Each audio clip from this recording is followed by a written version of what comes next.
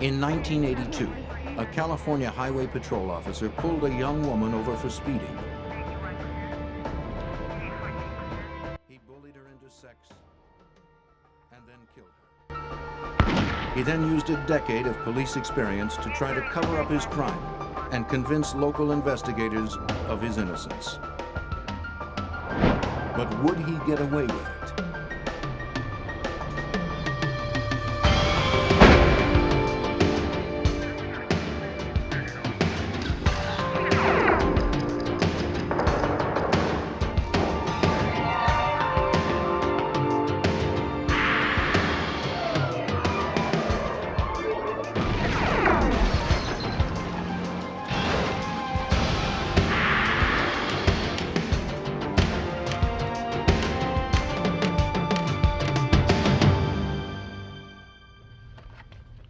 Society depends on trust and authority.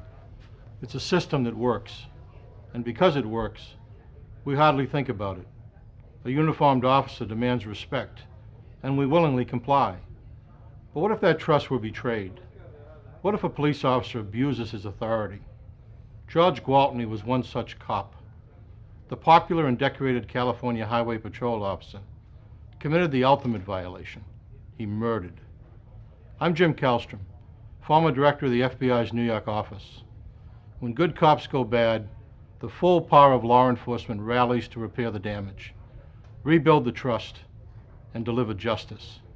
The Gualtney case taxed the resources of both state police and the FBI. He was a cunning adversary, trained in crime solving, and he knew how to cover his tracks. 23-year-old Robin Bishop had left her home in Las Vegas to visit a friend in Los Angeles. But then you gotta carry trays, so you gotta work on yours. Robin had hopes of becoming an actress. Her friend convinced her that if she was serious about acting, she had to move to LA. Okay, let's see. Robin headed back to Vegas to pack up and make the move. She was excited about her future. In Barstow, California, she stopped to call her mother and get a sandwich. Returning to her car, she fell under the gaze of a predator, California Highway Patrolman George Gwaltney. Though he was a highly respected officer and member of the community, Gwaltney had a secret history of stopping women for speeding and then soliciting them for sex in exchange for getting out of a ticket. The night of January 11th, 1982 was no different. He quickly memorized the make and model of her car. He also noticed the Nevada license plate.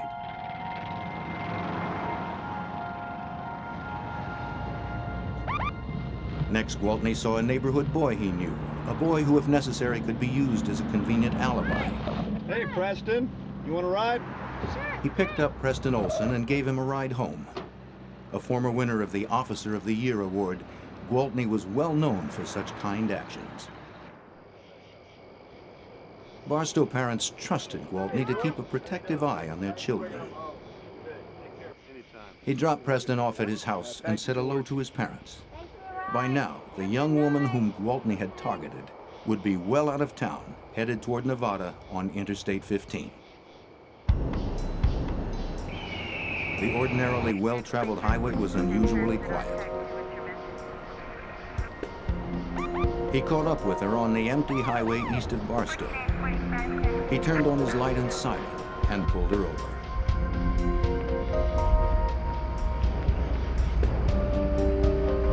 Robin Bishop had a string of tickets for speeding.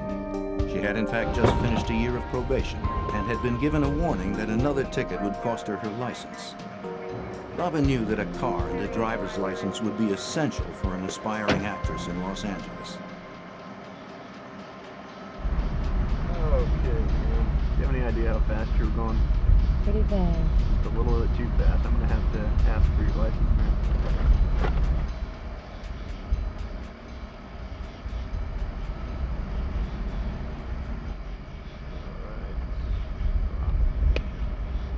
Okay, Robin, I'm going to have to ask you to get out of the vehicle and follow me back to my squad car. She left the keys in the ignition and her purse in the car. Let's take a little walk back to the squad car. Robin was probably surprised to be taken back to the patrol car, but she obeyed. Unfortunately, Gualtney had more than a speeding ticket in mind. Go ahead and turn around for chance on your head. I'm gonna have to cuff you and kick you in. For speeding? Yep, that's the law. I was just speeding. Gualtney stood her up against the patrol car and handcuffed her.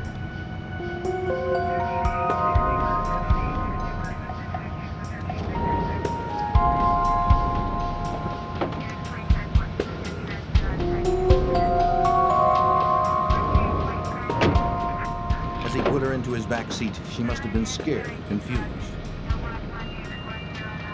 Why the handcuffs? Where was he taking her? Gualtney returned to her car to get her purse. At that moment, a car with a lone driver passed by.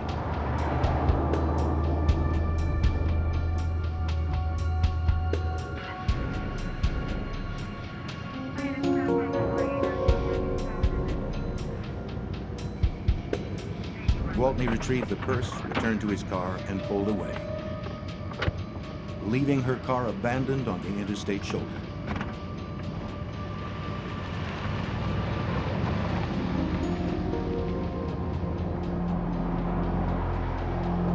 He drove Robin to an exit that led to a seldom-used access road running parallel to the highway. It was a place he often went to take a break during his patrol shift. A secluded lookout point where he could observe the highway some 400 feet away, clearly from all directions.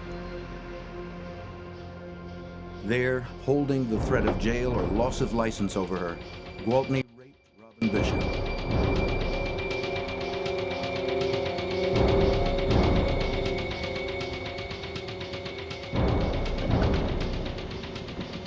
When he was done with her, he radioed in a wants and warrants check on Robin's car as if it were abandoned. He knew he'd been spotted walking towards Robin's empty car. Yeah, I'd like to report a 2829. Yeah, license number 561 FBD. It was the first in a long line of lies covering his actions for the official record. Copy that. Second floor.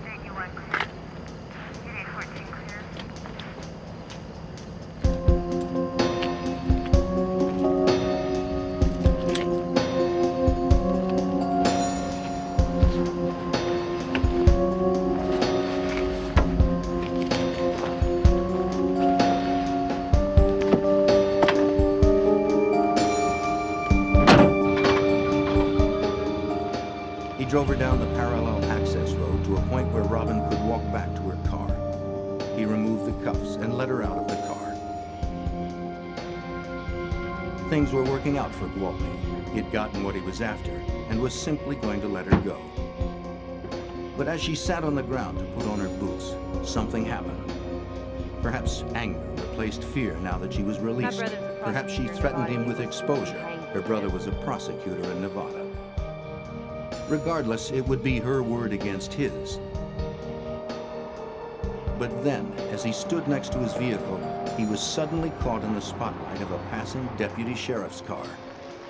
The deputy may well have noticed Gwaltney's patrol car from the highway nearby. Gwaltney could not know whether he had been recognized. Suddenly, Robin's threats became more real. How could he explain being out there on the access road? In a moment of panic, Officer George Gwaltney decided Robin had to be silenced. Gwaltney took a final and irrevocable step. Now, there was no way to distance himself from the dead girl. Frantic, he devised a way out. He called the dispatcher and reported finding a dead body, a possible suicide. Knowing he had only moments before other officers would arrive at the scene, he searched under her head for the bullet that had killed her. As evidence, the bullet had the power to destroy him, but there was no exit wound.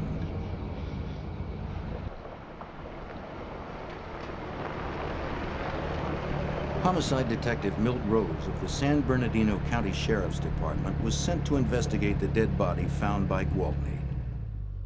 On his way to the crime scene, the dispatcher asked that he examine the abandoned car. As the body had been found a short distance away on the access road and was visible to investigators already at the crime scene, the police suspected there was a connection between the car and the body. I did not see any obvious signs of any malfunctions. No mechanical breakdowns. The tires were all in good condition.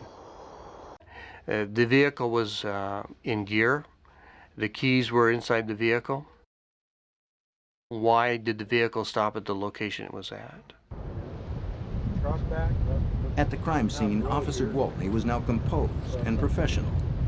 He described how he found the victim, checked for a pulse, and looked in her purse for identification. The Nevada vehicle registration and driver's license identified her as Robin Bishop, owner of the abandoned car he had called in earlier. Although Officer Gwaltney had reported an apparent suicide, Detective Rose quickly ruled out that possibility. The victim had been shot in the back of the head at close range, then moved slightly. 4 inches from her head was a stream of blood on the ground. Clearly, this was a homicide. Recent rainfall made tracks and footprints from Gualtney and his cruiser clearly visible in the damp sand. In this general area, we found a couple of footprints that appear to come around the front of the vehicle. They travel around in the front of the vehicle and off in a direction sorted towards the middle area of the vehicle. We travel over here into an area about where this bush is located, or right in this general area, and that's where Robin Bishop's body was found. The other footprints that we found were leading from the driver's door on the highway patrol unit to the area towards the front of the vehicle and then over towards Robin's body, kind of facing off in the easterly direction. The first officer arriving on the scene criticized Gwaltney for the profusion of his footprints, a clear contamination of the crime scene and uncharacteristically sloppy work. Why are you going to do this? You need to come to the crime scene. Further examination, I noticed what appeared to be marks on her wrist. The marks were familiar to any police officer. 2 thin marks across the top of her wrist and 1 across the bottom, typical of those made by handcuffs. Then, when Detective Rose examined the contents of the victim's purse, he could find no signs of robbery, but the vehicle registration and driver's license were lying on top of the purse's contents, as if they'd been shown to someone and quickly thrown back into the purse. It indicated to me that we needed to take a look at some type of vehicle stop where somebody in some type of position of authority possibly stopped this car. To Rose, the evidence pointed to the involvement of a police officer or someone posing as one. Every investigator at the crime scene was either a friend or a colleague of Officer Gwaltney. That he might be connected with the crime was not even considered at this point. An autopsy was performed. The results confirmed that the body had been moved slightly after being shot, and that the bruises were in fact made by handcuffs. The fatal bullet was found lodged in Robin's jaw. Though it was the caliber of a standard police service revolver, the brand was not the standard ammunition. The autopsy also showed that she had had sex within 24 hours of her death. But there were none of the normal physical signs of a forcible rape. The first thing we needed to do was to eliminate people that had been to the scene or could have been in the area. Other highway patrol officers, other deputies, whoever was in that particular area around that time frame. We needed to start with Officer Gwaltney to begin with, because Officer Gwaltney was a person who found the body. Gwaltney's survival depended on staying 1 step ahead of the investigation. When he finished his shift that night, he struggled to remove the gun barrel from the murder weapon. It was the one piece of hard evidence that could conclusively implicate him in the crime. Gwaltney knew his gun barrel left identifiable markings on the bullet that killed Robin Bishop. The next morning, he went to a local gun shop to order a new barrel, which would confuse a ballistics test. But the barrel was not in stock and had to be ordered. Then he took his uniform to the dry cleaner and his holster to the repair shop for re-dyeing and restitching. All that remained was to stall for time until the gun barrel arrived. In Barstow, Rose held a briefing that morning with the police and sheriff departments to discuss the case. He asked all officers on duty the night before to turn in their weapons so that ballistics tests could eliminate them as possible suspects in the crime. Gwaltney made sure to attend. During the briefing, he learned that the fatal bullet had been recovered. By early evening, Gwaltney was the only officer who had not turned in his weapon for testing. The detectives went to his home and asked for his service revolver.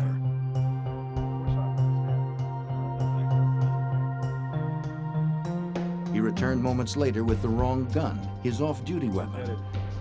George, this isn't your service revolver, and that's what we need. Your service revolver. Service. And everyone else. The captain sent him back for his service revolver, but he returned empty-handed. You aren't gonna believe this, but it's been stolen. What do you mean stolen? Well, George. there's been some burglaries in the He claimed neighborhood. that his house must have been burglarized. The gun was missing. Have to ask for your.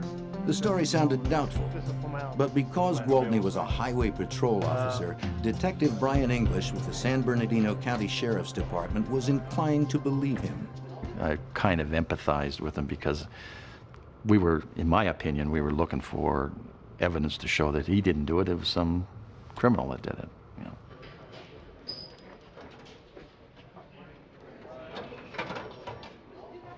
Gwaltney agreed to come to headquarters for questioning.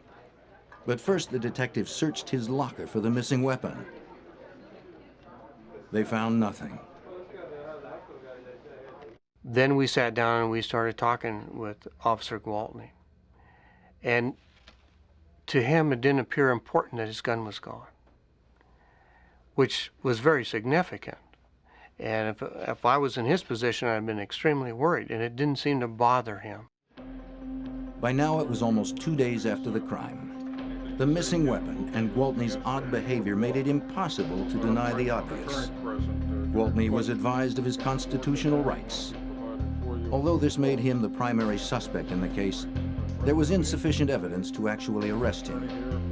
Insisting he was innocent, Gwaltney agreed to give a tape-recorded interview. That we can record on tape about the night that Robin was shot. Yeah, I have no problem with that. He said he'd worked his regular beat patrolling the interstate on January 11th. After his dinner break, he had picked up a young boy he knew, Preston Olson, whom he had seen walking home alone. After dropping Preston off at his house, he was by 8:50 p.m. back on the interstate. About 9:15, he found the abandoned car, ran a stolen vehicle check, then turned onto the access road. Seeing a pale shape he had pulled over, it was the body of the victim, Robin Bishop. He was not reacting normally for a person who had been accused of committing this kind of a crime. Had it been me, I would not be talking to them. I'd tell them to prove it. I'd be very irate. I'd be very upset. Officer Gwaltney had repeatedly insisted on taking a lie detector test. He reiterated his statement and then answered a series of critical questions, including the direct question, had he killed Robin Bishop? No. The examiner could find no sign of deception in the polygraph exam. Gwaltney had just crossed another hurdle in his cover-up. We transported George from the Barstow station back down to San Bernardino for the questioning. At that time, George gave his consent to go ahead and search his house. Sheriff's deputies investigated Gwaltney's claim that his house must have been burglarized, but they could find no sign of forced entry. The homicide detectives then began their work. At dawn, they found the frame of a Smith & Wesson Model 19 .357 Magnum revolver inside Gwaltney's truck. The frame was badly damaged with tool marks. It appeared to have been dismantled by someone who had no knowledge of how to take it apart.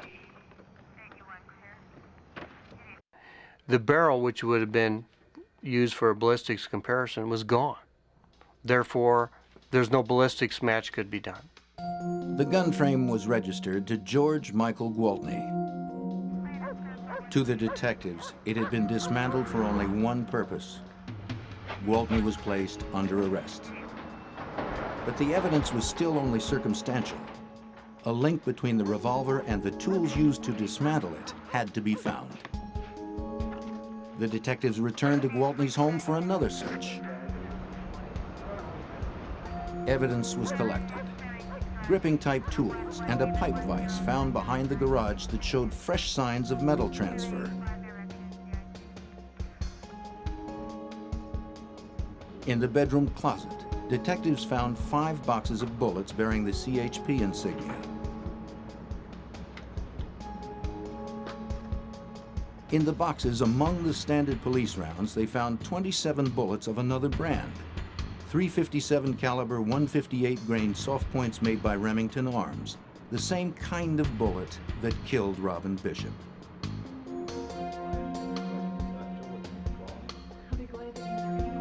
Gualtney's wife was in a state of shock and disbelief. When questioned, she assured the detectives again and again that George had not been acting strangely or in any way different lately. He was a good husband and a good father to their children. He's a wonderful husband, a very caring father. News of Gualtney's arrest stunned the small community of Barstow. His fellow officers had known and respected him for decades. Despite the considerable evidence against Gualtney, they were unable to accept his possible guilt. Pretty dramatic and emotional thing when another law enforcement officer is accused of committing a murder. Most of the people knew George, and they could not believe that George Gwaltney could have done something so bad. I recall a couple of the officers that were close friends of his were in tears when I was interviewing them because they didn't want to believe that George could do this. Even the investigators struggled to come to grips with the conclusion they had been forced to draw. My feeling was, he didn't do it. He couldn't do it. He's a highway patrolman. But the evidence continued to mount. Semen was found in the backseat of Gualtney's cruiser and in Robin's jeans. A critical report was filed by Sheriff's Deputy Roger Kaufman, who had been out of town the days following the crime and had only just learned of Gualtney's arrest. He described driving by the exact crime scene area about the time of the murder. From the interstate, he spotted a car's parking lights on the little-used access road. Shining his spotlight on the car, he saw an officer standing by it, but was driving too fast to identify him. Barely minutes later, he heard a very upset Gualtney calling in a possible suicide on the radio. He'd been surprised to hear Gualtney, a man known for his unshakable presence, sounding so agitated, but had not given the incident any thought until he learned of the arrest. As the investigation progressed, it became apparent that Gualtney had used his knowledge of investigative procedure to thwart detectives' efforts to collect evidence against him. His uniform had been dry cleaned, his holster re-dyed and re-stitched, allegedly for an upcoming inspection. Any evidence of blood or tissue transferred from the gun had been destroyed. His footprints had altered the crime scene. When detectives questioned the owners of gun stores in the area on the theory Gualtney would have tried to buy a replacement barrel for his service revolver, none could recall him being in their stores. After several months of an internal investigation, Gualtney was fired from the California Highway Patrol. Okay, bye. Now convinced that he had committed the worst imaginable crime, detectives were still unable to prove Gualtney was lying. His wife and friends still solidly supported him. 9 months later, the trial began, with prosecutor Betty Kennedy confident that the considerable evidence, though mostly circumstantial, was strong enough to result in a quick conviction. In his opening statement, defense attorney George Porter told the jury that George Michael Gualtney was the victim of a frame-up, possibly by someone in his own department. Someone stopped Miss Bishop, as he would show, but it was not George Gwaltney. The defense produced a key witness, railroad worker Dennis Gubler, who testified that he had passed Robin Bishop's empty car on the highway shoulder that night. A light-colored car was parked 50 feet behind it. Gubler described to the jury a man carrying a flashlight who was approaching Bishop's car. His description, however, seemed to eliminate Gwaltney as the man he saw. Other suspects, Porter contended, must be considered. The prosecution constructed a precise and elaborate timeline for the jury, from Robin's final phone call to her mother in Barstow to Gwaltney's radio call reporting the discovery of her body. The timeline included all of Gwaltney's known actions and time for the murder as well. The prosecution believed its case was bulletproof. Travel times, the pickup of the Olsen boy, the deputy's sighting, the radio calls, everything. But Gwaltney's attorney countered by producing dozens of witnesses, CHP colleagues and personal friends who testified to his impeccable character and record. He used the timeline itself to cast doubt on the series of events. Could Gwaltney possibly have had enough time, barely 20 minutes, to do all he was accused of? The defense easily challenged the scientific analysis of the semen samples from the car and the victim. The technology for using DNA in the courtroom was still 6 years in the future. In addition, Porter was able to cast doubt on the prosecution's inconclusive tool mark analysis of the gun frame and tools taken from Gwaltney's vehicle and residence. Nevertheless, the prosecution believed the bullet evidence and the dismantled gun frame would be enough to convince the jury. The strongest evidence that we had in the particular case was the frame of the gun. How can you explain the frame? How can you explain why it was in the vehicle? Why was it taken apart? Why was the barrel missing? Why was the cylinder missing? The grips, the hammer, the trigger? Why? Gwaltney was prepared and polished, providing the defense with its best witness, himself. He had an answer for everything that was questioned to him. And every answer he had was feasible. And what their defense tactic was to put a small amount of doubt into each one of the items of evidence that we presented. And that's what they did. And George did an excellent job of tying up all the loose ends when he testified. In the end, the testimony of 50 witnesses in 30 areas of expertise and all the accumulated evidence failed to convince the local jury. After 4 days, a deadlock was declared, 8-4 in favor of acquittal. George Gwaltney was a free man. Nothing is, as some people say, a slam dunk. And you never know which way the jury's going to go. You never know which evidence the judge is going to let in and which evidence the judge won't let in. So, because I wasn't involved in the daily routine, I was very much surprised that George was not found guilty. We spoke to a number of the jurors, and a few of the jurors thought there was a good possibility George was the one responsible, but they couldn't believe he actually did it. And if he did do it, he was a highway patrolman. He worked hard, he worked for the community, he was respected. We just couldn't find him guilty. Still believing George Gwaltney was guilty, prosecutors were determined to get a conviction. Less than 1 year after the mistrial, Gwaltney was tried again in Superior Court. But with little new evidence presented, the trial ended in another deadlocked jury, 7-5 in favor of acquittal. George Gwaltney walked away, seemingly out of reach of the law. I was stunned. I sat around for several hours just thinking about rehashing what could have we done to change the outcome. What could we do if and when there's another trial? Arguing the appearance of harassment, the judge denied prosecutors a third trial.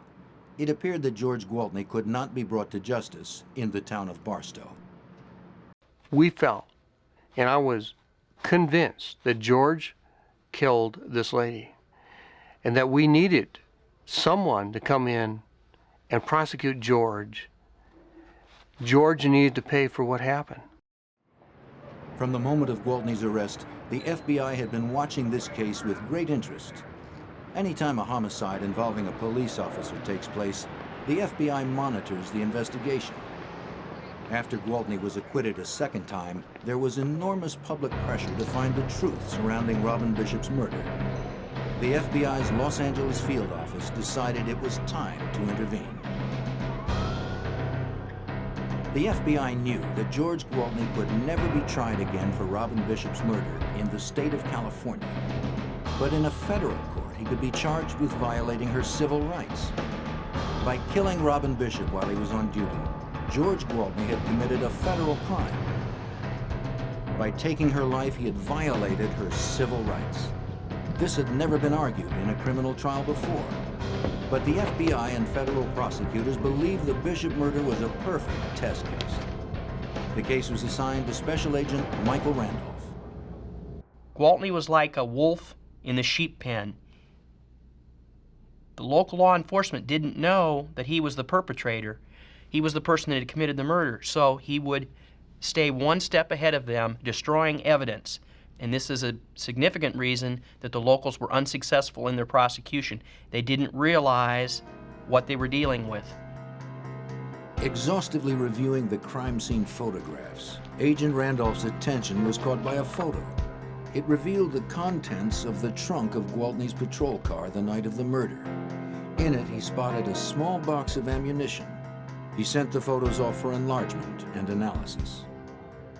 We were notified by the FBI laboratory that photographic analysis revealed that that was a box of .357 Magnum ammunition and was in fact illegal ammo of the type that Gualtney had testified he did not carry and was not carrying the night of the murder. It was also, we believe, the same box of ammo that was collected from his house. Agent Randolph had just caught George Gwaltney in his first lie. We knew that he had lied about one thing at the two local trials. There had to be other things that he had lied about. Working closely with the San Bernardino Sheriff's Department and the California Highway Patrol, Agent Randolph began re-examining virtually all of the evidence from the first two state trials. Instead of handling it as a usual criminal investigation, we took an exhaustive approach, sort of like a TWA Flight 800 approach. Every rivet had to be looked at, every rock had to be looked at. The mountain of reports, transcripts, photos, and physical evidence would be painstakingly re-examined by the FBI labs and Bureau field agents. Key things that were used that we sent back to the lab would include such things as, obviously, the frame of the gun. The frame of the gun had been recovered by the local police, and they had done tool mark analysis, but had been unable to show who took the gun apart. The gun frame was sent back to the Firearms Tool Mark Unit of the FBI labs in Washington. Unique in the world, the lab has a collection of over 2,000 guns, from John Dillinger's pistol to the newest military assault rifle. Every bullet manufactured for the last 50 years is here too. Hollow point and steel jacket, 22 to 50 caliber. Like the guns, they're all here for testing and comparison. The soundproof ballistic room allows for comparison firing and bullet retrieval. Comparative microscopes allow for precise analysis of the gun barrels. But the most valuable asset in the lab are the agents, whose long experience in these specialized tests make them invaluable in difficult cases such as the Bishop murder. Jim Cadigan of the FBI Firearms and Tool Mark Unit was brought into the case to conduct a tool mark analysis of the gun frame and the 15 different wrenches and tools, including the pipe vise, taken from Gwaltney's home.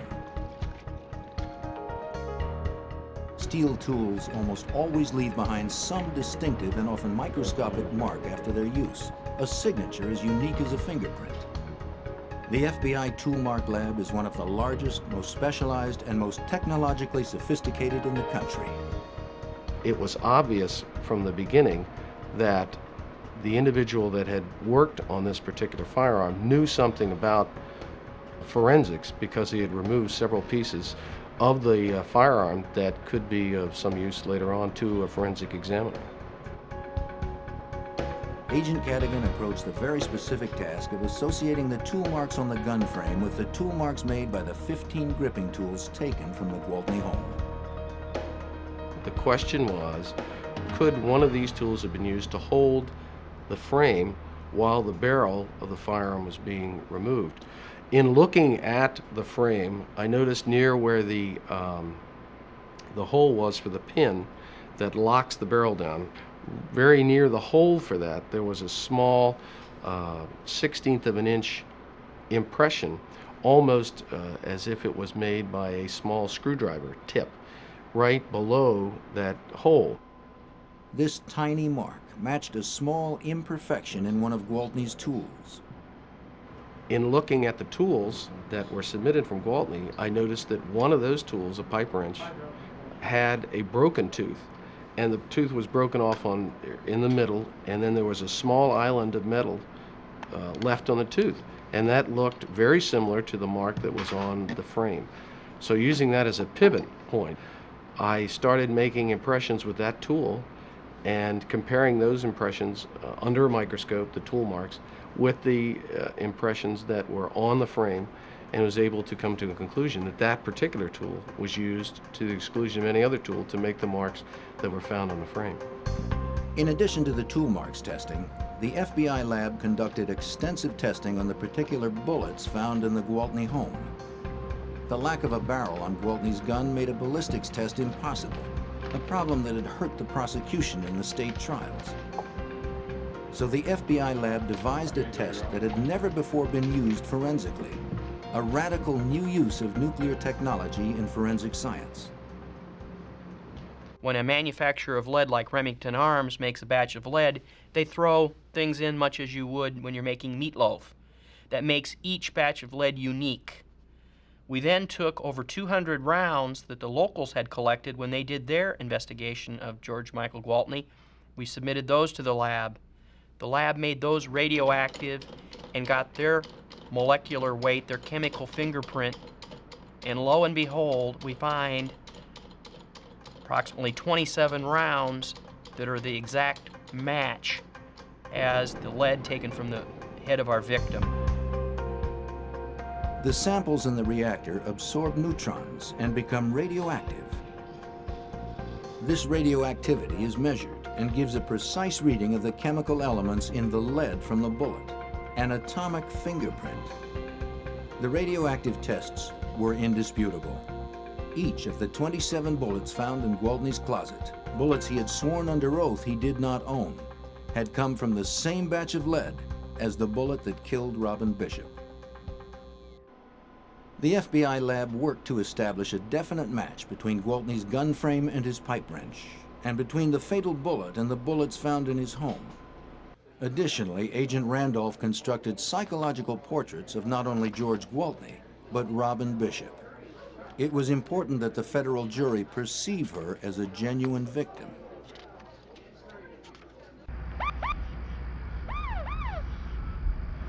Robin Bishop was raped by someone she was taught to respect and trust, an officer of the law. This made it very easy to understand the lack of force of violence that was evident in the crime scene other than the trauma. And she was compliant. She respected law enforcement authority. She's the type of person that pulled over and opened her wallet and handed her and stood out and was handcuffed even though she knew all she had done was a speeding ticket. It made her an easy victim. In the same way, the FBI examined every aspect of Gwaltney's background to gain an understanding of his behavior around women. By questioning a woman who admitted to having an affair with Gwaltney, it was learned that she would meet him at his regular spot along the isolated highway for sex. The same exit to the access road where he had taken Robin Bishop. Every woman who received a summons from Gwaltney in the last 2 years was contacted, and a pattern emerged. Nearly a dozen women claimed that Gwaltney had solicited them for sex or touched them suggestively. This indicated to us that this was not an isolated sexual assault with Mr. Gwaltney. This is a type of pattern of behavior. When he put his uniform on, he became predatory towards females, was our conclusion. Witness testimony from the state trials was also carefully re-examined for discrepancies that could lead to breaks in the case. In some instances, the FBI leaned hard with the weight of federal authority. Many witnesses were reluctant to testify, fearful. It's a small community, everybody knows everybody. We had to let them know that a federal investigation is just not a local matter that's going to blow away with the wind out in the desert. We're going to be here until this is resolved.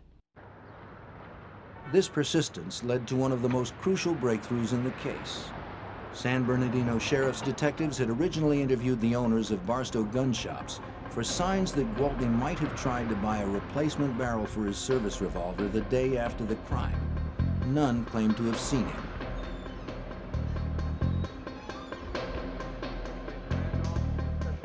One of those interviewed was a Mr. William Addington, owner of the Powderhorn Gun Shop.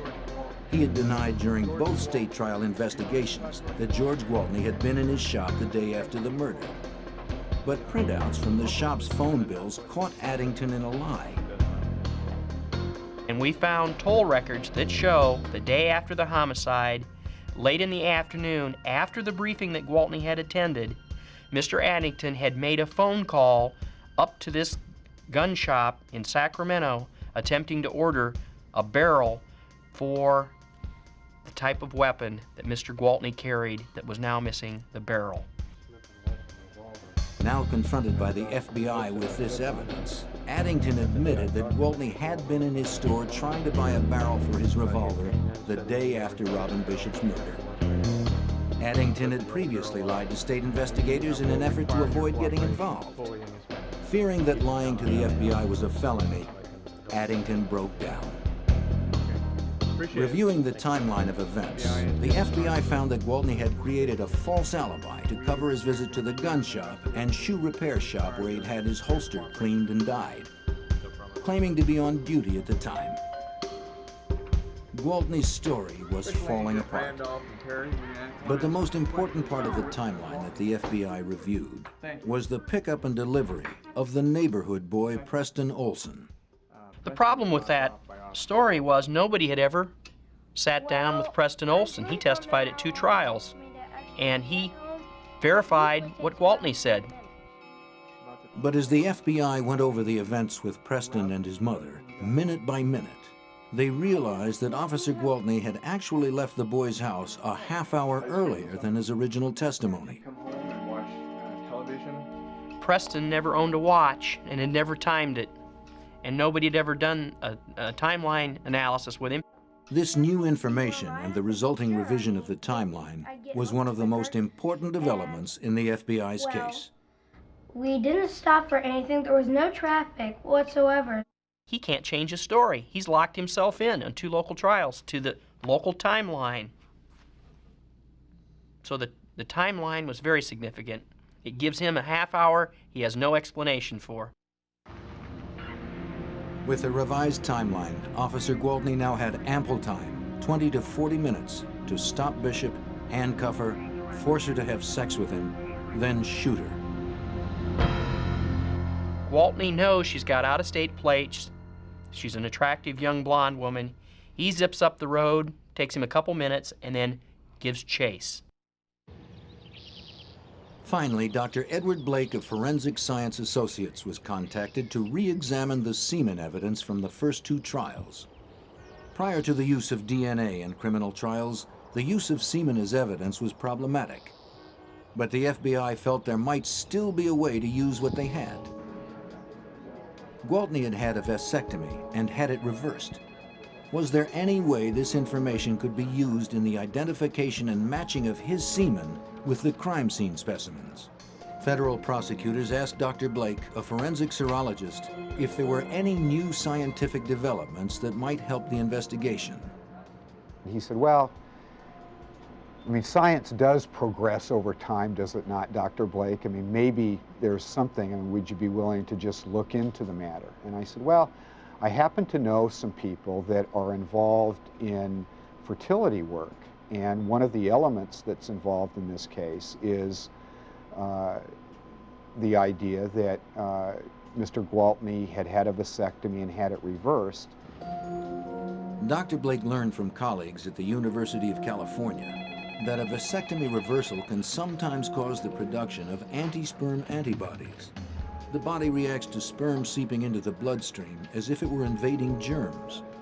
The phenomenon is highly unusual and could conceivably be used as a marker in seminal fluid.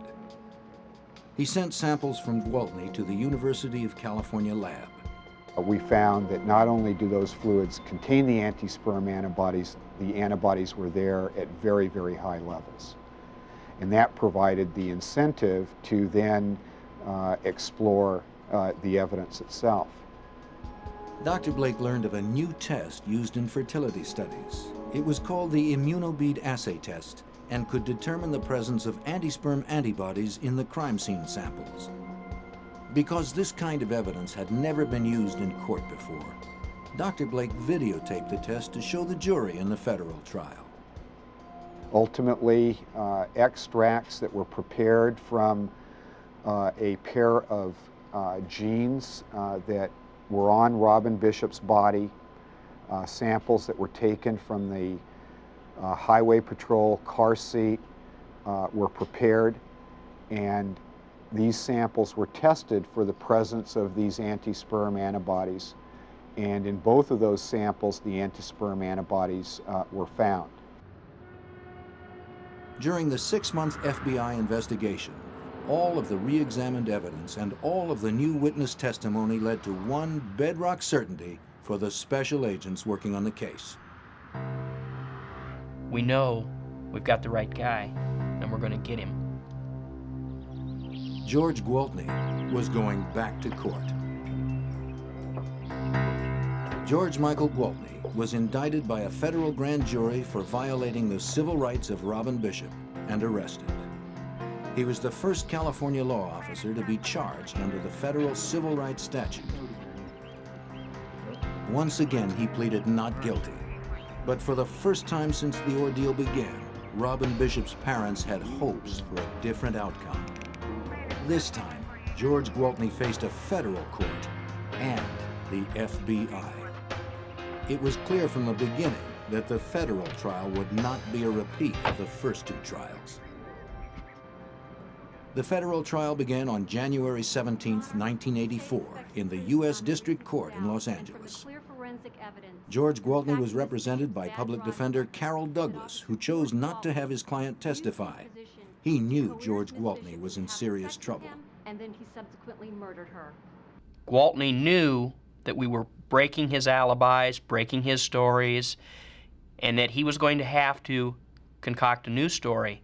He had painted himself into a corner, and we were going to use his brush to paint him into a jail cell. This is a frame-up. As the trial progressed, the FBI punched a hole in every strong point of Gwaltney's earlier defense. The prosecution told the jury that Gwaltney had marked Robin Bishop as prey the first time he saw her in the fast food restaurant. With the testimony of the other women he had abused, Gwaltney's Officer of the Year image crumbled. After dropping Preston Olson at home, he pulled Bishop over and ordered her into his patrol car. The new testimony now gave him plenty of time. Following an established pattern, he drove to a familiar secluded spot and forced her into a sexual bargain, corroborated by the semen stain on the back seat of his new patrol car. As she sat struggling to put her boots back on, the blinding spotlight of Deputy Kaufman's patrol car hit Gwaltney, placing Gwaltney on the access road with Robin Bishop away from her car. Having no idea of who had seen him or what they had seen, he panicked and killed Robin Bishop. Then he breathlessly called the dispatcher with a possible suicide. The autopsy and the crime scene photos showed that he had not moved her head to check for a pulse. The movement was too great. He was desperately searching for the bullet that killed her, one in a series of actions in which he tried to cover up his crime. That night, Gwaltney roughly removed the barrel from the murder weapon which left the microscopic tool-marked fingerprints that matched the gun frame with Gwaltney's tools. But perhaps most damning in the courtroom was the controversial immunobead assay test. Videotape of tested samples from Robin's jeans and the car seat show the tiny beads attaching themselves to the sperm. What you can see in these videotapes for the appropriate specimens, that is, specimens that contain the anti-sperm antibody, is the final stage of the analysis. Live sperm were shown swimming through the medium with the beads attached, indicating that the antibodies were present in both specimens. Dr. Blake was allowed by the judge only to indicate percentage results of his testing. He testified that Gwaltney's blood type put him in 12% of the population. Of that 12%, only 5% of those would test positive for the presence of anti-sperm antibodies. Less than 1% of the population could possibly have had sexual intercourse with Robin Bishop that night. As much as the defense might argue that the rest of the evidence was circumstantial, the scientific evidence was overpowering. The verdict was returned swiftly. When the jury walked in, they would not look at Gwaltney, and it was very clear that they had a guilty verdict. As far as I was concerned, I was pleased and that George had to suffer the consequences of his action, and that Robin Bishop's death didn't go uninvestigated. It was, it's a case you'll never forget. You took advantage of a vulnerable person.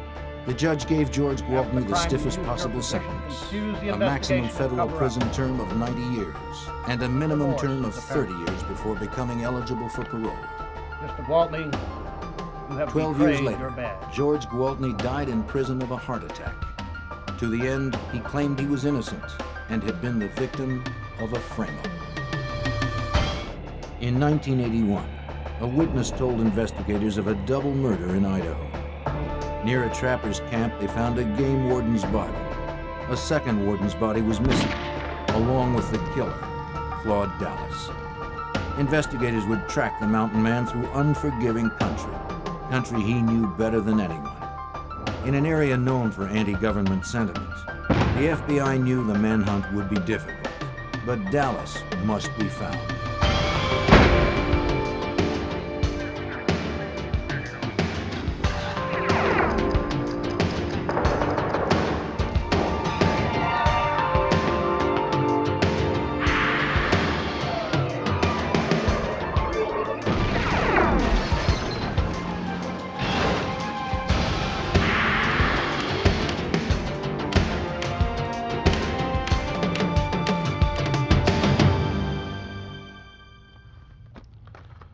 The sun set on the Wild West long ago, but some people refused to notice.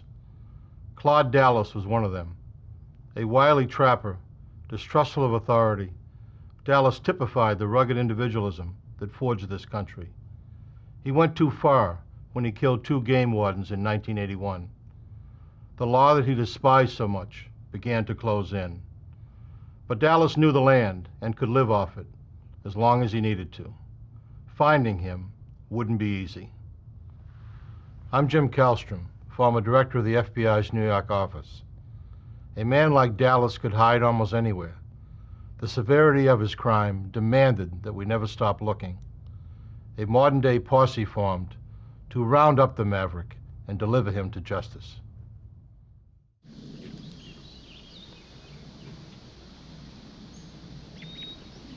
On January 5th, 1981, Jim Stevens arrived at a friend's trapping camp, bringing provisions as promised.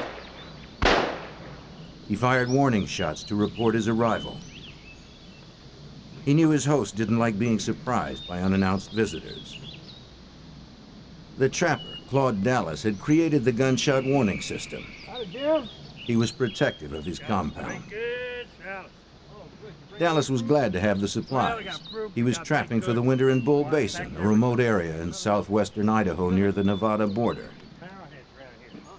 He had bagged a few bobcats out of season and planned to sell their furs in the spring. but he needed food before that to sustain him. They go down the river there, look for some arrowheads. Besides restocking Dallas's camp, Stevens had come to look for Indian artifacts. He planned to search along the river. In such an isolated area, he was bound to find new items for his collection. Dallas stayed to look over his new provisions.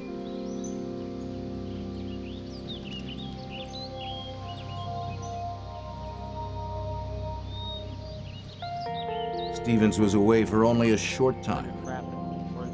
Overhearing raised voices, Jim Stevens soon returned to the camp. He found his friend was not alone.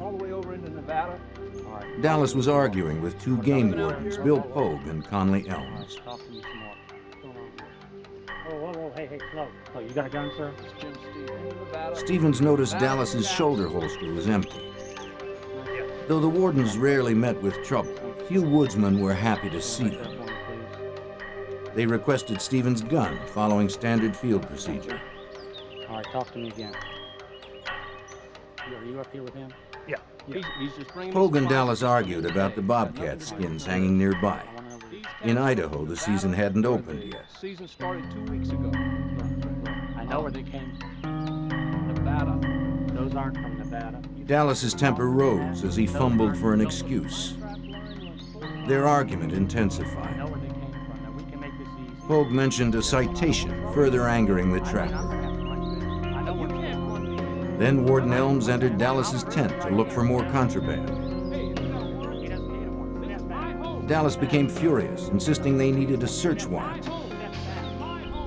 Sir, I said stop it. Warden Pogue turned his attention to the tent. Suddenly, Dallas was firing a gun.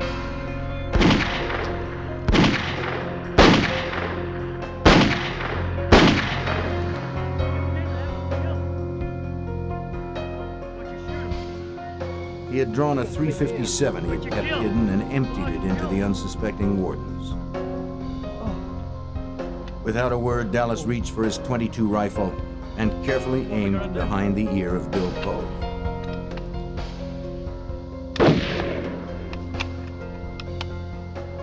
Conley Elms met the same fate. Jim Stevens was stunned. Dallas immediately claimed that Pogue had tried to draw his gun. Stevens had turned away just before the shooting began. He couldn't deny Dallas's claim. You saw his hand on his gun. I swore last time I was arrested I'd never go in again. But did you have to kill him? But why would the warden have drawn? And why was Elms killed? Maybe his friend had gone crazy. You'll find something to cover him up with. Fearing for his life, Stevens decided it was best to cooperate. He complied with Dallas's orders. Using one of Dallas's mules, they hauled Bill Pogue's body up to the ridge where Stevens' blazer was parked. They dumped the body into the truck and returned to the camp. Conley Elms' body was too heavy for the mule to carry up the hill to the truck. Dallas first suggested they quarter him and haul the pieces. In the end, they dragged him almost half a mile across the rocky ground to the river.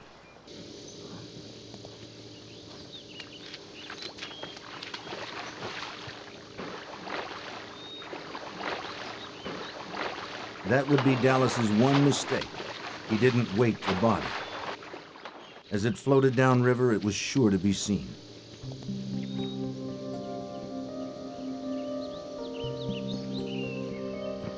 As a trapper, Dallas knew about leaving tracks. He must cover his to make it hard on the investigators who would hunt him. Using kerosene, he burned the bloody spots left by moving the bodies. Stevens had to help.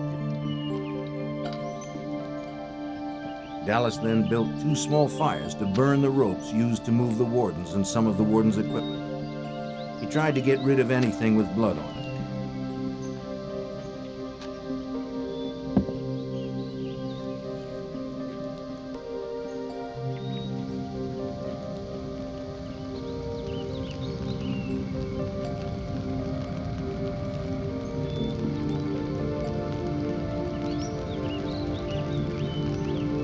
Dallas never expressed remorse for the killings. To Stevens, Dallas seemed without emotion. It was more reason to fear him. Dallas had to get rid of Bill Pogue's body. He decided to go to a friend's house in Nevada for help. Stevens didn't want to cross Dallas, and it might give him a chance to get away from the killer. They would head for Paradise Hill, Nevada, 5 hours away.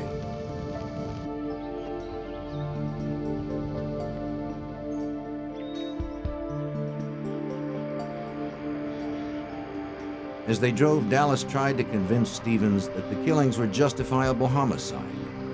The wardens had invaded his territory and threatened him, he said. He'd only defended himself.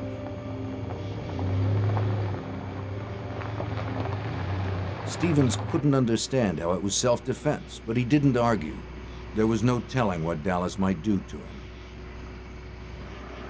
Near the end of their drive, Dallas apologized for involving Stevens.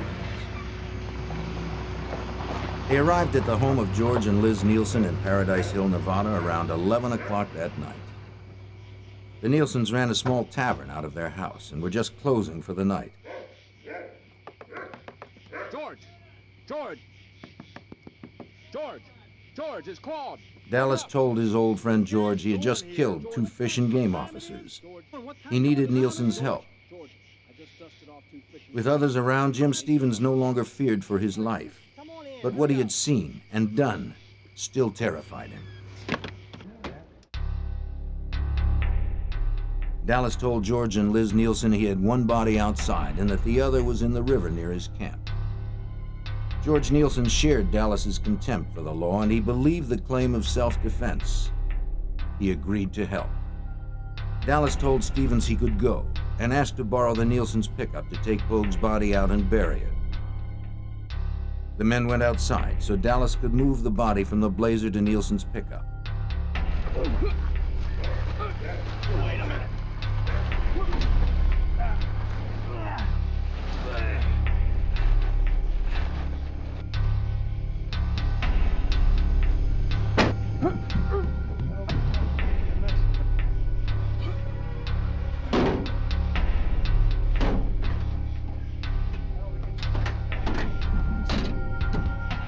Stevens could finally head home. Dallas went off alone to get rid of the body. Hours later, he would return to the Nielsens to shower, change clothes, eat, and pack. The Nielsens would give him food and some cash. Around 5:30 a.m., Nielsen would drop him off 15 miles away, where it is believed another friend picked him up. In any case, Claude Dallas had disappeared. A few hours later, Jim Stevens realized he had to go to the police. Liz. After talking with George, he visited Liz Nielsen at the local hospital where she worked. She agreed they should contact authorities. They were too involved not to. We gotta turn him in. They met with the county prosecutor. Stevens explained that he was there at the time of the shootings, but had his back turned when Dallas started firing. Exactly what you saw. We went down the river there. He didn't see if Pogue had drawn his gun, so Stevens couldn't verify or dispute Dallas's self-defense story. George and Liz Nielsen told how they had helped Dallas disappear, but they didn't know where he was. All anyone knew was that for some reason, Claude Dallas had snapped. He was unpredictable, armed, and out there somewhere.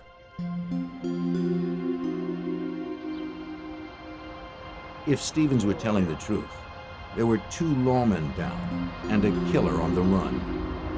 The prosecutor contacted Owyhee County Sheriff Tim Nettleton, who called in state authorities.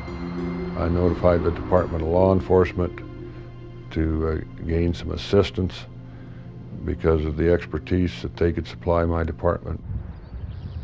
As Nettleton prepared to investigate the crime scene to check Stevens' story, the FBI was called in to track Dallas. Special Agent Frank Nenzel, then stationed in Reno, was assigned as the Nevada case agent. The FBI was called into the investigation of the murders of officers Pogue and Elms because it was believed that Dallas had, first of all, cold-bloodedly murdered these 2 officers, and secondly, that he had fled the state of Idaho to avoid prosecution. We have thick wooded areas, we have water, and we have some open terrain. Dallas knew the land and had a head start, but the FBI had to find him. Sheriff Tim Nettleton led the investigation of the crime scene where Claude Dallas had killed the 2 game wardens. He was accompanied by deputies and state forensics experts. An investigator riding in a news helicopter spotted a body in the river. He radioed to the team on the ground, and they located the body of Warden Conley Elms, caught on a submerged tree branch. At least one death was verified. Back in the camp, officers approached Dallas's tent with care, on the chance he was lying in wait for them. But only pelts and skins remained. With the area secured, Sheriff Nettleton and the forensics team could begin verifying the rest of Stephen's story. They couldn't rely solely on one witness's testimony. They needed hard evidence that placed Dallas at the scene and proved what happened beyond a reasonable doubt. Investigators videotaped and took photographs to preserve the placement of footprints and other evidence. They were most interested in collecting ballistic evidence. The examiners needed to retrieve the warden's guns and any spent bullets from them. The question was whether the wardens had fired or even drawn their guns. If they had, Dallas may be innocent of murder. Searchers found .357 and .22 caliber shell casings, which they hoped to be able to trace to determine who had fired them. Although evidence had been burned, much still remained. The scorched twigs might yield powerful clues. In the process, we found where the sagebrush had been piled on human blood, later identified as Bill Pogue's and Conley Elms' blood, and burned. We assumed to destroy the evidence. It was painstaking work, but their meticulousness was crucial. Even the tiniest traces of evidence would be useful to Idaho State Crime Lab examiner Rick Groff. There was a number of blood spots that were collected off of plants, off dirt, around a campfire, just in a number of locations. The one eyewitness, Jim Stevens, cooperated fully. His testimony would help the Idaho Department of Law Enforcement's Harry Capall reconstruct the killings. We took, the next day I believe it was, we took Stevens and went back down to the crime scene and had him walk us through, showing us where Elms was standing, where Pogue was standing, where he was standing, where Dallas was positioned, and we acted it out and photographed it.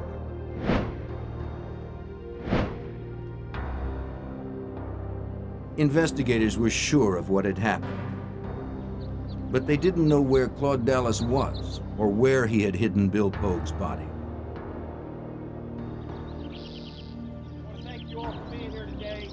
Local and state officers and civilian volunteers would look for the body. The news of the warden's murders galvanized the searchers. Most of them knew the 2 wardens and their families. Sheriff Gary Amon, then a dispatcher, was part of the search for the body. It was Dallas being a cold-blooded cop killer. It was scary searching, but there was anger there that you wanted to help the family find the body so they could bury their loved one.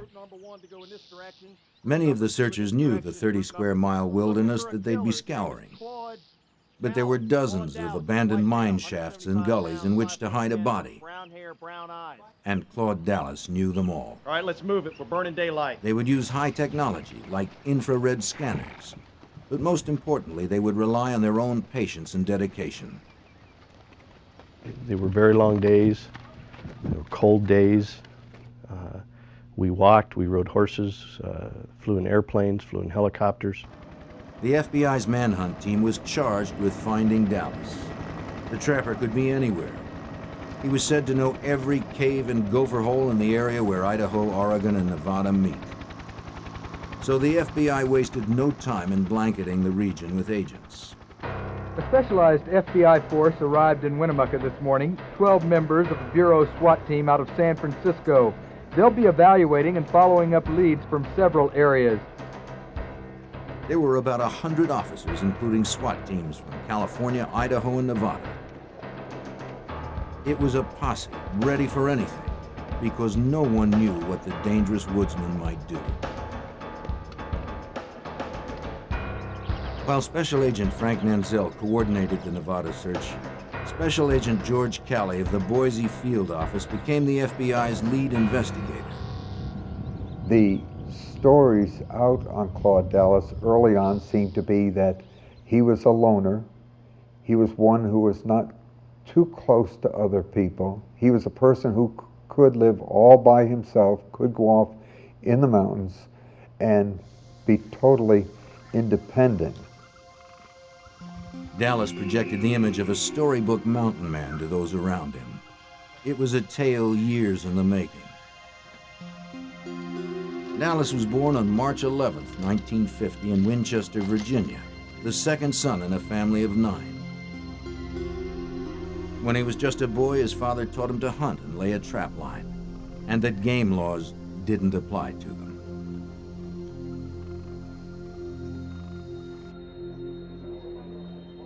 The FBI learned that Dallas's name was already in their files for a draft dodging charge more than 10 years earlier.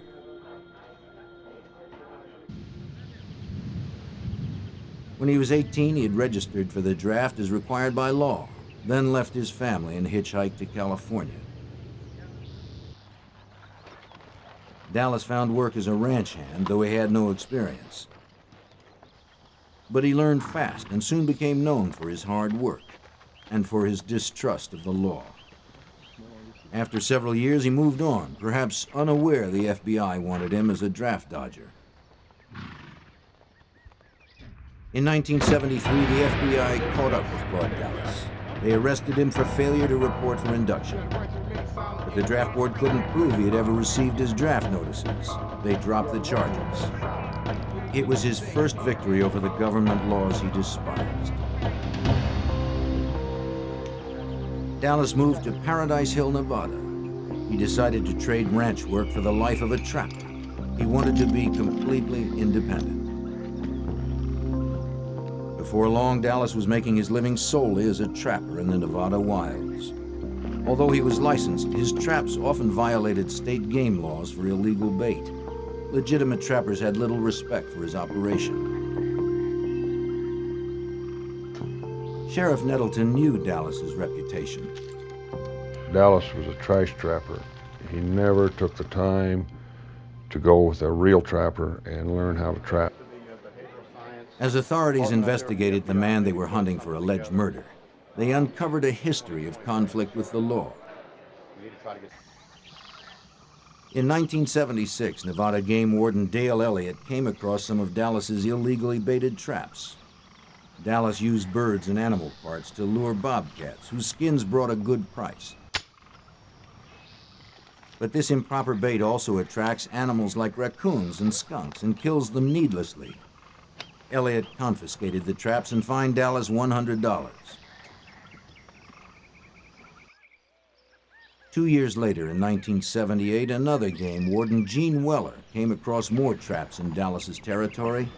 They were illegally baited with chunks of meat and had no tags. Dallas couldn't be found, and since it was late, Weller decided to return the next day to look for him.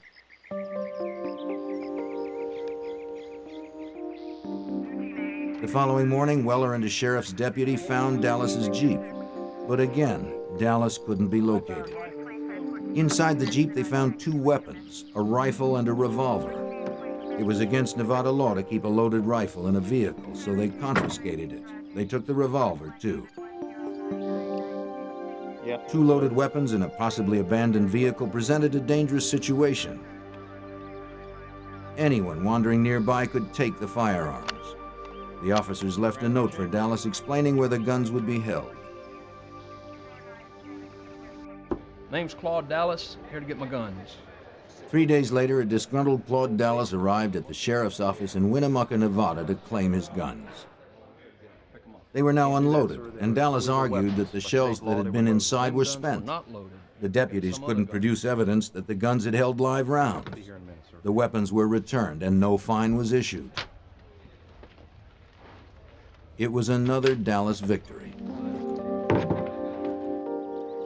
Claude Dallas was a man who rejected the rules of society. But if his rules allowed for murder, the FBI had to bring him in.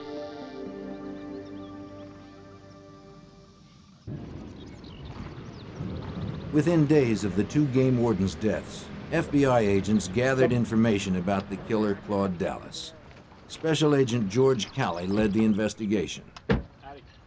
We realized that to find Claude Dallas, we had to learn more about him. The FBI talked with local trappers and ranchers. Many were reluctant to help. The information on Dallas came slowly. As it did, the FBI pieced together the days leading up to the killing of the 2 game wardens. In December of 1980, a month before the killing of the wardens, Dallas had made a winter camp in the remote stretch of wilderness in Idaho's southwest corner. He would spend the winter trapping alone, but for a few visits from friends like Jim Stevens, who promised to bring mail and supplies. He chose Bull Basin for his camp. It was perfect for him. Wild, isolated country rich in deer and bobcat. A place where a man could live by his own rules. Dallas's closest neighbors were miles away. He knew other trappers sometimes worked Bull Basin, but he figured he could avoid them and the state's fish and game laws.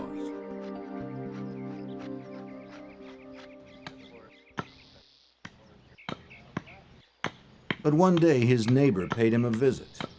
Eddie Carlin owned the 45 Ranch, 12 miles away. He often trapped in Bull Basin, and he wanted to know who was working his territory. Carlin saw illegal bobcat furs in the camp. When he commented on them, Dallas said he didn't believe in man-made laws. Something about the trapper made Carlin uneasy. Well, I got a long line out here. I run 45.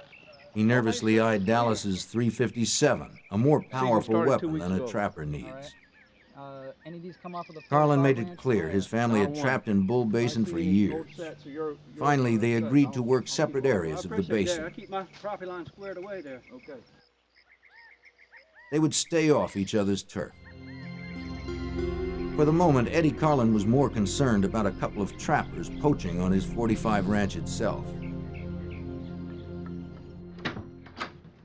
In the Northwest, working another man's land is like stealing directly out of his pockets. Carlin drove 2 hours to the nearest phone to alert the Fish and Game Department. It was 10 p.m. on January 4th when Carlin reached Game Warden Bill Pogue. Pogue was known as a strict, by-the-books warden. Carlin knew he would help him clear his ranch of unwanted trappers. All right, look, I'll see you in the morning. Pogue understood Carlin's concern. That would be great. The poachers needed to be caught before they moved on to new territory. Pogue told Carlin he'd head out right away, but he needed to find a partner. He called 2 wardens who were unable to make the trip. Finally, he reached Conley Elms.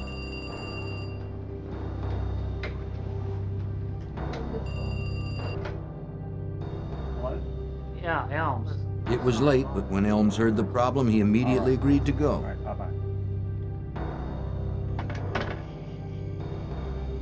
The wardens arrived at the Carlins' 45 Ranch at 3 a.m. on January 5th. After a few hours' rest in sleeping bags outside, the men joined Eddie and Joanne Carlin for breakfast. Eddie described the poachers who were trapping on his land. The wardens considered how to approach them. Then Joanne added that there was another man named Claude Dallas trapping in Bull Basin. He was bagging game out of season. 2 other guys camping right on the edge of my ranch. Eddie told them to watch out for Dallas. The wardens said they'd cover each other. They left to confront the trappers on the 45 ranch first. Jim Stevens arrived in Dallas's camp at mid-morning, then went off to look for artifacts, leaving Dallas alone.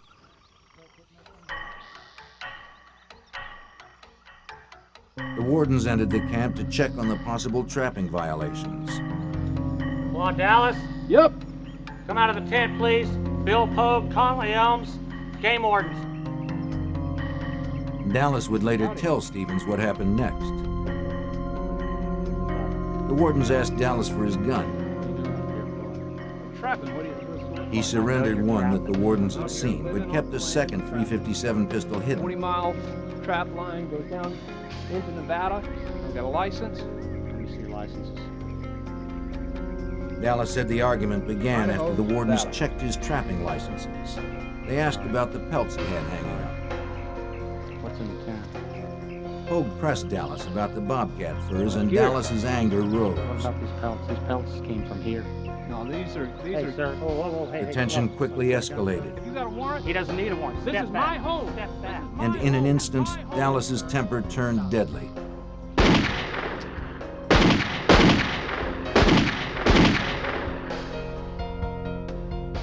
What you shooting for? Perhaps what was most horrible was the way the wardens were executed. Oh.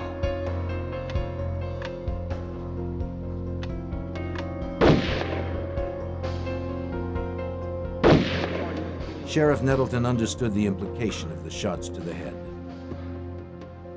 That shot behind the ear was to finish him off, and is a common way of administering death by a trapper. Clearly, Dallas considered the wardens no more than animals stumbling into one of his traps. The cold, terrible nature of the crime didn't faze Dallas. Unshaken, he tried to cover his tracks, intimidating Jim Stevens into assisting him. Then he vanished.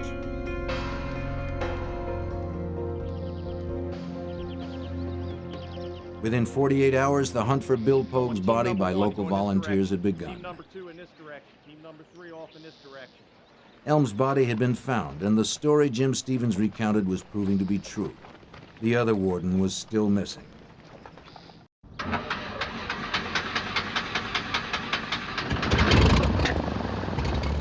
Local and state authorities used every tool at their disposal, including Sheriff Nettleton's airplane.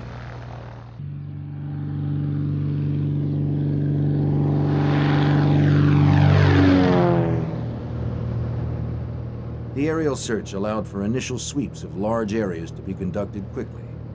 It was necessary in such a vast expanse of territory. Freshly dug earth or other signs of Claude Dallas's actions may have been visible from the air. But finding a body would require a slow, careful ground search, too, by a team that included Sheriff Gary Amon. When we actually went down and searched for the body, approximately 50 or so people went down. We camped out near Paradise Valley, and we would break up into teams, and we'd go search a specific designated area that we were assigned to, and we would basically turn over every rock and look under every brush for signs of a grave or footprints, bodies, whatever, any evidence that might be related to this case. As local authorities searched for Pogue's body, the FBI hunted Claude Dallas. He could be anywhere, from the Northwest to Mexico or beyond. Dallas was on his own turf, and the manhunt promised to be long and frustrating. Agent George Kelly and the other investigators knew that to find Dallas, they'd have to narrow the search. We had to contact the people that he had seen in the past, and we began to get an idea of the type of person he would look up by those who had similar interests that he did. And we really concentrated on who are his friends. Investigators knew Dallas had friends in Paradise Hill, Nevada, so they focused there, checking homes, barns, and other buildings. Agents learned Dallas kept many of his belongings in a converted trailer behind George Nielsen's bar. When agents searched it, they discovered nearly 20 weapons and some combat training manuals. It was further evidence they were hunting a man who was dangerous and knew how to kill.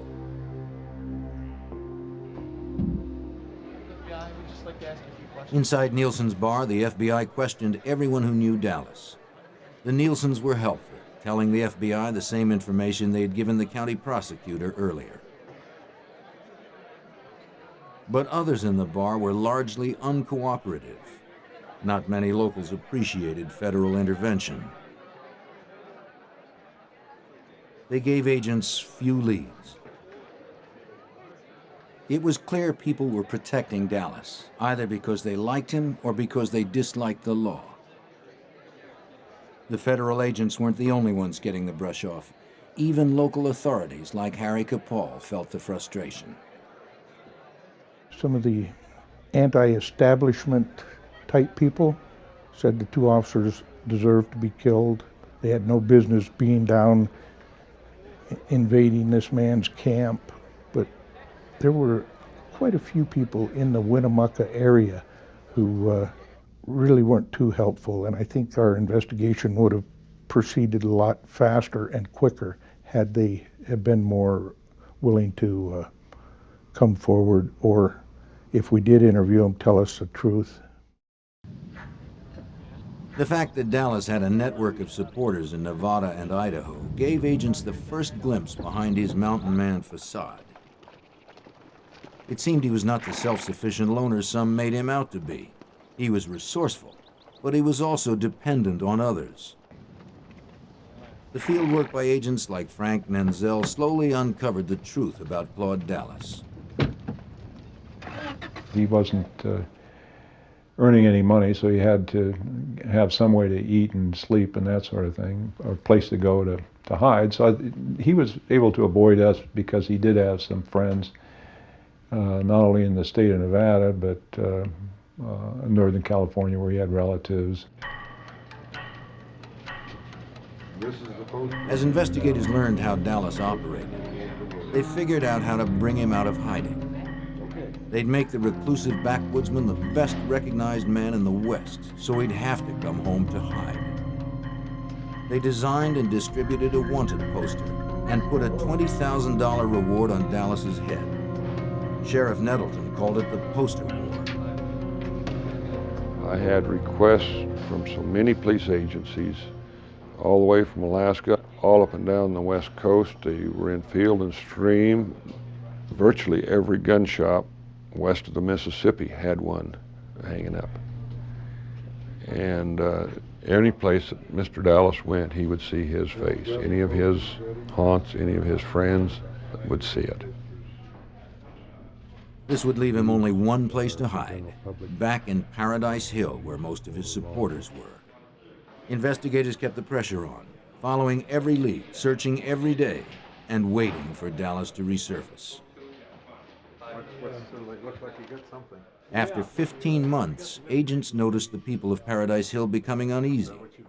They acted nervous when any law officer was nearby. The agents worked their contacts and learned that Claude Dallas was coming back to town. FBI agents persuaded a friend of Dallas's to turn informant and notify them when Dallas actually returned. In April of 1982, the informant came in to talk. He didn't want any trouble. Claude Dallas had moved in with a friend, he said. He was at Craig Carver's trailer just outside of Paradise Hill. There were plenty of weapons in the trailer.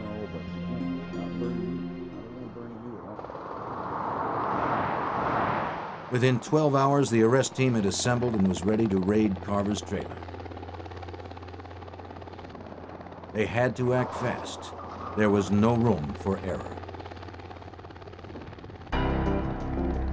On Sunday, April 18, 1982, the FBI made their move on Claude Dallas. They descended upon his quiet, remote hiding spot. With air and ground support, the SWAT team quickly positioned themselves for the raid. They knew Dallas was an expert marksman and that he would be heavily armed. Special Agent George Cowley was at the raid. And I well recall the announcement that this is the FBI, and Claude Dallas come out, words to this effect. And he did, he came out. But not the way they expected. Dallas dived through the window of the trailer and went to a truck. Agents were momentarily helpless to stop him. The arrest team mobilized and the chase was on. The FBI had spent more than a year tracking the cop killer. They could not let him get away.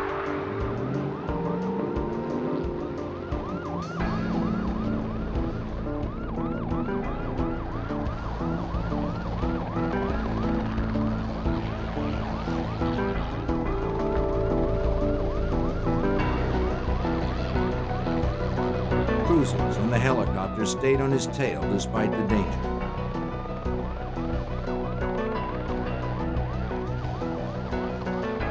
Dallas was shooting from his truck as he sped along. Agents and officers returned fire as they chased him.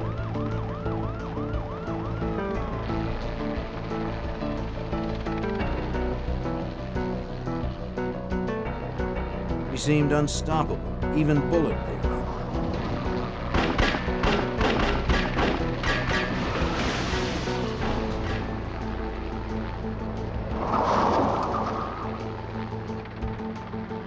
But then his luck ran out. His truck stopped dead. The shooting stopped too. Dallas had been shot. He slipped out of his truck and crawled away. Men on the ground couldn't see him through the tall brush, but from the air, Nanzel had a bird's eye view.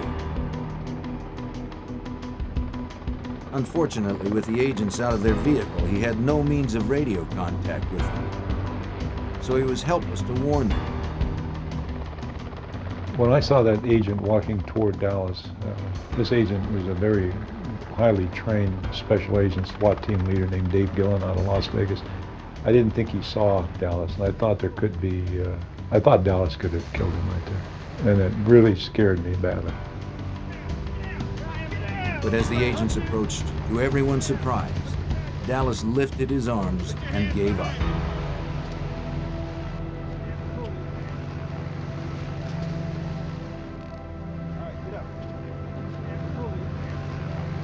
He was transported to a nearby hospital for treatment.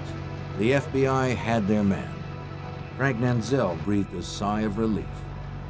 Dallas told us he could have killed the agent that was walking toward him. And I said, thanks for not killing him. With Claude Dallas secure behind bars, prosecutors began to build their case against him. This morning, investigators went through Dallas's belongings looking for evidence to help in prosecuting him. Items searched included traps, pelt stretch boards, clothing, and 8 guns. I believe there is a possibility that we could have the homicide weapon, but we don't know. How many weapons are you looking for? We're looking for one particular weapon. But you're specifically looking for the gun that Claude used to shoot? We're hoping it might be in this bunch. At the Idaho State Forensics Lab, examiners tested the weapons confiscated from Dallas's trailer. They hoped to find the guns used to execute the wardens.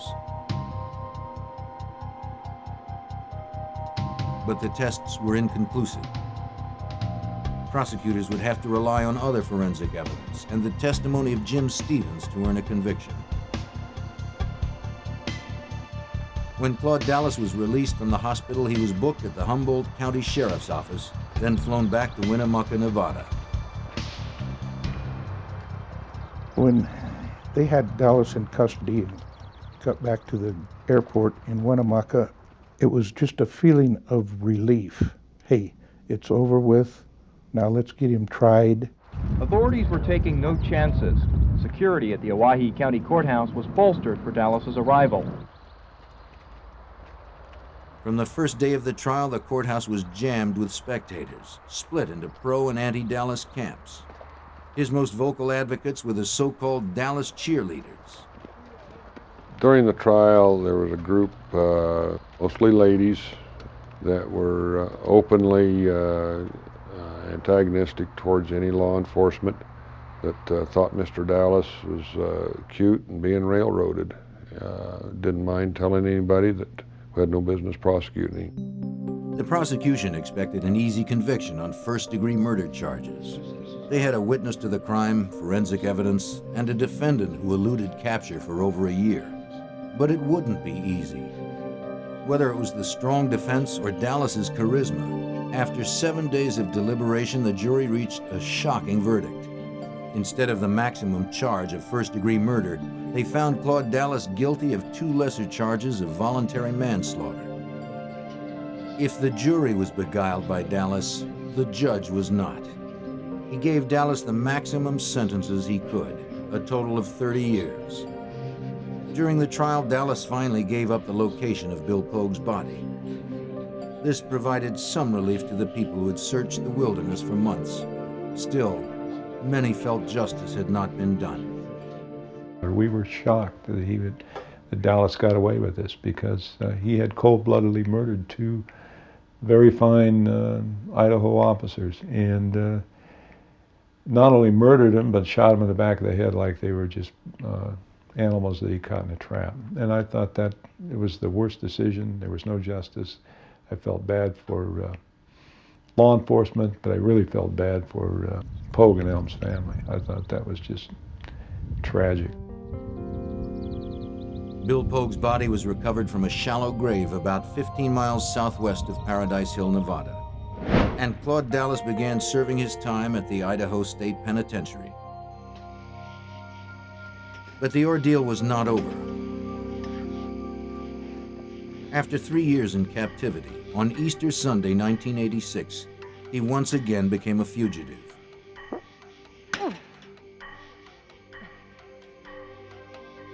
Agents believed a woman from Reno who had befriended him brought him wire cutters on a visit. He used them to cut through the prison fence. It seems she also provided the getaway car. Dallas was now an escaped killer, and the Manhunt team responded with full force. The FBI placed him on their list of 10 most wanted fugitives at the request of Special Agent George Gwaltney.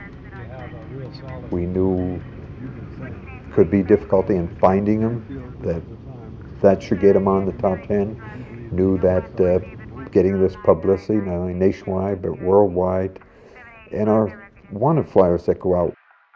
Special Agent Nenzel welcomed the top 10 listing. You have the backing of the entire FBI, more so than you would in just a regular case. I mean, we have all the equipment, helicopters, planes, technical advice, laboratory, SWAT teams, people that are able to do all kinds of things will help you on a solid lead on an FBI top 10 fugitive case. The media also turned more attention to the case, generating more leads. The search was off to a strong start. Hopes were high when agents quickly located the car allegedly used in the escape. Forensics examiners processed it for prints. It may lead them to the escapee. But he had left no trace of himself. A few months after Dallas's escape, agents had a hot tip on his whereabouts. He was hiding in the small mining town of Eureka, Nevada. Under cover of darkness, Vegas and Reno SWAT teams arrived for the raid.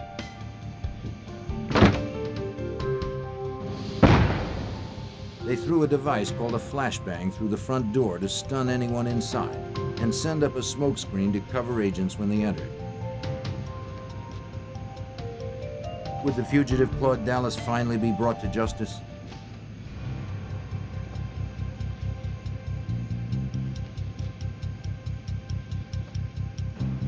SWAT team members searched the house for Claude Dallas, but he had slipped away again. Maybe the agents had been in the small town too long and word had gotten out. In any case, Dallas was gone. It would be several more months before agents got their best break, almost a year after his escape from prison.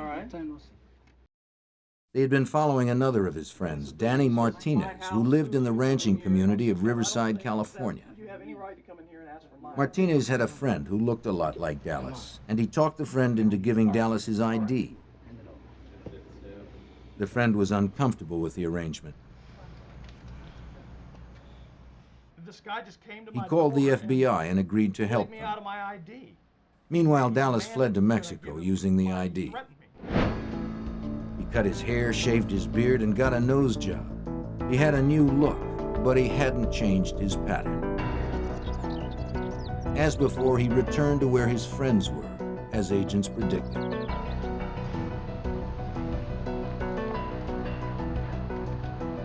When Claude Dallas returned to Riverside, Martinez had the informant take Dallas to a motel. The friend quickly alerted the FBI. Knowing Dallas was inside, a SWAT team assembled at the convenience store across from the motel.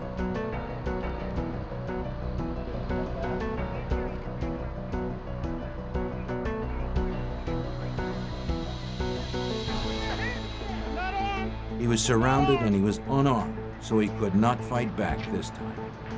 Claude Dallas was once again in custody. Anyone will be a credit for you. He was transported back to Idaho to stand trial. The charge was escaping from a state penitentiary. It seemed certain he would be found guilty. But again, he worked his magic on the witness stand. He claimed prison officials had concocted an elaborate scheme to kill him because they saw him as a cop killer. Amazingly, the jury bought his story, baffling agents like Frank Nanzel. Dallas was acquitted from escape, which totally astounded every FBI agent I ever knew that worked on this case, or any agent that ever heard about this case. It just was beyond belief that Dallas could escape from prison and then go to trial for that and be acquitted. Claude Dallas, who admitted killing 2 law officers, seemed somehow charmed when it came to prosecution. By this time, he had got off of his draft dodging. He got off of shooting 2 officers. Now he gets off of escape because the authorities are mean to this poor little boy. That's been his defense every time. But Dallas was defeated. He lost the year reduction in his sentence he had earned for good behavior, and he was returned to prison to serve the remaining 27 years of his term. Sheriff Gary Amon saw through Dallas's false image. Claude Dallas to me was a wannabe cowboy loner that wasn't near as tough as he thought he was. Harry Capall agrees. I don't think ever earned the right to be called a mountain man or a trapper. He was nothing more than a thief and a murderer. Following the game wardens' deaths, their widows initiated the construction of a memorial to Idaho's fallen officers. The monument stands as a testimonial to the true heroes of the West, those men and women sworn to uphold and protect the law.